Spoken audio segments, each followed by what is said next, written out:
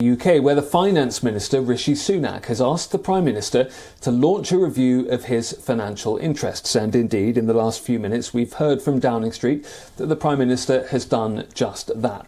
It comes after questions over the tax status of Rishi Sunak's wife, Akshata Murthy, who it emerged held non-domicile status in the UK. She now says she will pay more tax in the UK than she's actually required to do, but questions remain about the family finances, with the opposition Labour Party claiming there are a series of potential conflicts of interest. Akshata Murthy is the daughter of Indian businessman Narayana Murthy and owns about 0.9% in the Indian IT giant Infosys. The Labour Party says there have been a series of recent meetings between Infosys and the government. Rishi Sunak has also confirmed that he gave up a green card for the United States only after he became Britain's finance minister in 2020, which means he held permanent residency of the US for nearly 2 years as a minister. Well, correspondent Chris Jones, who is joining me live from London. Chris, first of all, explain that review process that the Prime Minister's now confirmed is going to go ahead.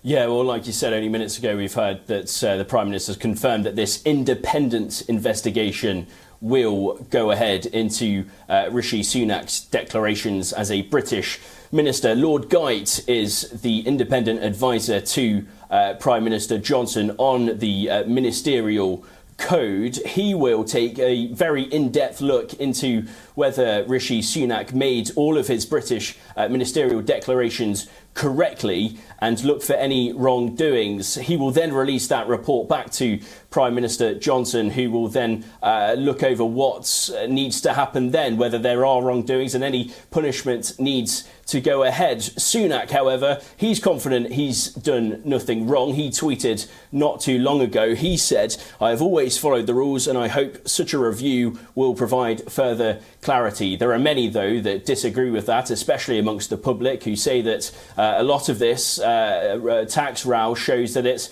one rule for them and one rule for the rest of us. But we'll wait to see what this investigation finds before any real judgment is made.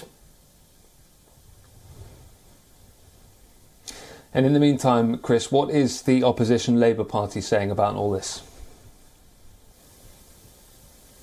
Well, as you can imagine, Ollie, they've been pretty scathing about what has been argued over this tax row involving Rishi Sunak and his wife. Angela Rayner, the deputy leader of the Labour Party, she said that there's been a catalogue of potential breaches of the ministerial code here. Chris Bryant, he's also a Labour member of Parliament and a former deputy leader of the House of Commons. He drew comparison to the Owen Paterson scandal that we saw at the back end of last year, where he was forced to resign over lobbying rules. Now, this isn't exactly the same, but he argues that there's a moral argument here, and the things that have happened regarding Sunak and his wife potentially shouldn't have happened. And also from the public, there's been criticism as well. Should a minister who holds a US green card be in government in the role that he is? Now, if Lord Geidt finds any wrongdoings, this could really be quite catastrophic for his political career. He could be forced to resign from his role of Chancellor. He could also even be asked to resign from the government. But as I say, that investigation, independent investigation, I add, is ongoing. So we'll wait to see what the outcome is and what happens next. Chris, thank you. That's Chris Jones reporting live from London.